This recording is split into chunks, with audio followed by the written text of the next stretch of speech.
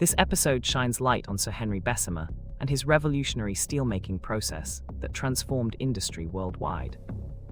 Facing skepticism and costly failed trials, he refined a simple blast furnace method into a reliable converter that shortened production time. Bessemer's approach crushed two barriers at once, slashing costs and enabling skyscrapers, railways, and machinery to surge forward. His persistence shows how one practical idea can ripple across economies, shaping cities and powering modern construction and manufacturing. The episode connects past grit to present innovation, reminding audiences that persistence often forges the infrastructure of tomorrow.